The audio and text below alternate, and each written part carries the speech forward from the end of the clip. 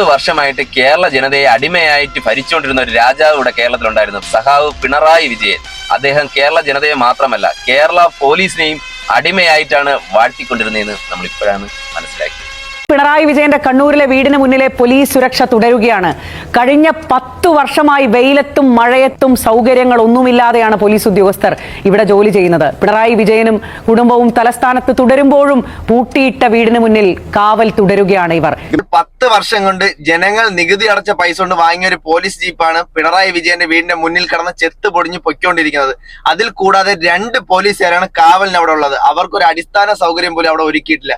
മഴയത്തും വെയിലത്തും എല്ലാം തന്നെ പോലീസുകാർ കാവൽ നിൽക്കുന്ന പോലീസുകാരുടെ ഏക കേന്ദ്രം. ഇവിടേക്ക് ഒരു ശുചിമുറി സൗകര്യങ്ങൾ പോലും ഉണ്ടായിരുന്നില്ല കഴിഞ്ഞ 10 വർഷമായിട്ട്. മഴയായിരുന്നാലും വെയിലായിരുന്നാലും അവരെ ആ വണ്ടിക്കകത്ത് ഇരുന്നോണം. തൊട്ടടുത്ത് ഒരു ത്രിവേണി സൂപ്പർ മാർക്കറ്റ് ഉണ്ട്, അത് റോഡിനക്കരെയാണ്. അവിടെയുള്ള ടോയ്ലറ്റ് സൗകര്യങ്ങളാണ് ഇവർ ഉപയോഗിച്ചു വന്നത്. മുഖ്യമന്ത്രി ആയിരുന്ന സമയത്ത് ഈ പ്രൊട്ടക്ഷൻ ഓക്കെ, ഇപ്പോൾ പ്രതിപക്ഷ നേതാവായിട്ട് ഇതിന്റെ ആവശ്യമുണ്ടോ? മുഖ്യമന്ത്രി സ്ഥാനത്ത് നിന്ന് ഭരണം മാറി, എന്നിട്ടും ഈ സുരക്ഷാ സംവിധാനങ്ങൾ മാറിയിട്ടില്ല. തക്കാളിപ്പെട്ടിക്ക് എന്തിന്റെ ഗോദറേജിന്റെ പൂട്ട്? ഇവർക്ക് ഈ ശമ്പളം കൊടുക്കുന്നത് ഇവന്റെയൊക്കെ തന്തേര പൈസയല്ല, ജനങ്ങൾ നികുതി അടയ്ക്കുന്ന പൈസയാണ്. ഇതുപോലുള്ള ചെറിയ ചെറിയ കാര്യങ്ങൾ പുറത്തു വരുന്നുണ്ടെങ്കിൽ ഇതിനേക്കാൾ വലിയ വലിയ കാര്യങ്ങൾ മറച്ചു വെച്ചിരിക്കുന്ന അതെല്ലാം പുറത്തു വരിക തന്നെ ചെയ്യും. അളിയന്റെ തേങ്ങയ്ക്ക് പ്രൊട്ടക്ഷൻ തരാനുള്ളതല്ല കേരള പോലീസ്, അവർക്ക് വേറെ ജോലിയുണ്ട്. സത്യം അത് എന്നായാലും ഇരുട്ടിന്റെ മറ മാറ്റി പുറത്തു വരിക തന്നെ ചെയ്യും.